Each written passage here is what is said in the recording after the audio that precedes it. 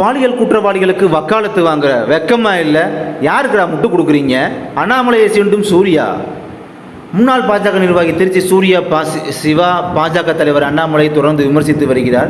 இந்த நிலையில் கிருஷ்ணகிரியில் பள்ளி மாணவிகளுக்கு பாலியல் தொந்தரவு கொடுத்த நாம் தமிழர் கட்சியை சேர்ந்த முன்னாள் நிர்வாகி சிவராமன் தற்கொலை செய்தது அவருடைய தந்தை விபத்தில் சிறந்து சர்ச்சையை ஏற்படுத்தியுள்ளது.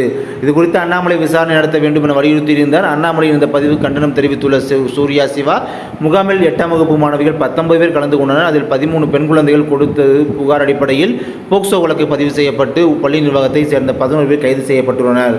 இதில் ஒரு குழந்தை முக்கிய குற்றவாளி நாம் தமிழர் கட்சி நிர்வாகி சிவராமன் என்பவரால் பாலியல் பலாத்காரம் செய்யப்பட்டிருக்கிறார் என்ற செய்திகள் வெளிவரும் போது கமுக்கமாக வாயை பொத்திக் கொண்டிருந்த முன்னாள் IPS அண்ணாமலை, தேவையில்லாத விஷயங்களுக்கு வாய்க்கிலேயே பேசும் அண்ணாமலை, பத்திரிகையாளர்களை பார்த்தாலே ஊருக்கே வியாக்கானம் பேசும் அண்ணாமலை ஒரு கண்டனத்தை கூட பதிவு செய்யாதது ஏன்? குற்றவாளிகள் தண்டிக்கப்பட வேண்டும் என்று கூறப்படாதது ஏன்? பாலியல் கூட்டத்தில் கைது செய்யப்பட்டு விடுவோமா என்ற அச்சத்தில் எலி மருந்து சாப்பிட்டு உயிரை மாய்த்து கொண்ட நபருக்கு வக்காலத்து வாங்குறியே, வெக்கமா இல்லை?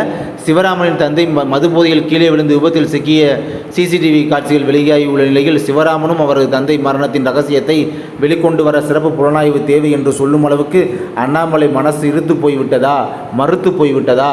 உங்கள் வீட்டு பிள்ளைகளுக்கு நடந்திருந்தால் இப்படித்தான் பேசுவீர்களா? உங்களை எல்லாம் அரசியல் தலைவர் என்று சொல்லிக் கொள்வதற்கு உங்களுக்கே கூச்சமா இல்லையா? பாலியல் குற்றங்களில் ஈடுபட்ட பாஜக காரணங்களை காப்பாற்றிய பழக்க தோஷத்தில் அடுத்த அரசு பாலியல் குற்றவாளிக்கு முட்டுக் கொடுக்கும் அளவுக்கு அண்ணாமலை இறங்கிவிட்டாரோ? உங்களைப் போல் இரக்கமில்லாத மனிதர்களுக்கு கண்டிப்பாக பாதிக்கப்பட்ட குழந்தையின் வழி புரியாது.